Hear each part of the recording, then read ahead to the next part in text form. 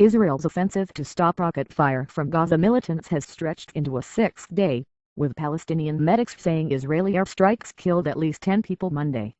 Medics say at least 87 Palestinians have been killed since Israel began its campaign last Wednesday.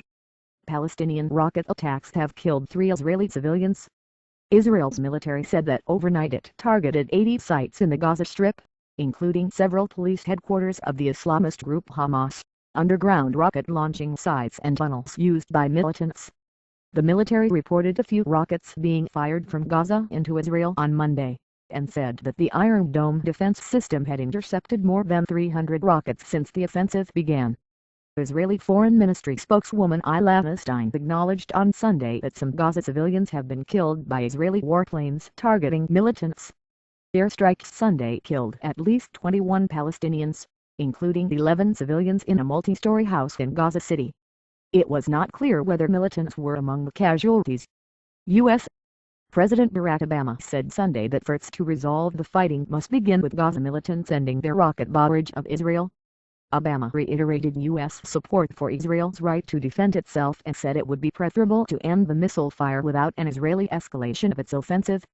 Obama said he has had several conversations with the leaders of Israel, Egypt and Turkey in recent days to try to achieve that goal. Israeli Prime Minister Benjamin Netanyahu said Sunday he is prepared to significantly expand operations against Gaza militants. His government has massed thousands of troops on Israel's border with Gaza in preparation for a possible ground invasion of the Hamas-run territory.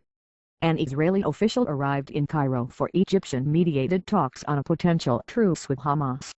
Egyptian President Mohamed Morsi's Muslim Brotherhood movement has ideological ties to the Palestinian group. Cairo also maintains a peace agreement with Israel. While in Bangkok, Obama said that supporters of the Palestinian cause should recognize that further escalation of the Israel-Hamas conflict would mean that efforts to revive the Israeli-Palestinian peace process will be pushed way into the future. In Sunday's strikes on Gaza, Israeli warplanes also attacked 2 adjacent buildings housing media offices, wounding 8 journalists, one of whom lost a leg. Israel's military said it attacked communications equipment used by Hamas and urged reporters to stay away from militant positions and operatives. The media rights group Reporters Without Borders condemned Israel, accusing it of obstructing freedom of information. The group also demanded an immediate end to such attacks. Israel says it has no intention of harming members of the foreign media and that it continues to allow them to enter Gaza to do their work.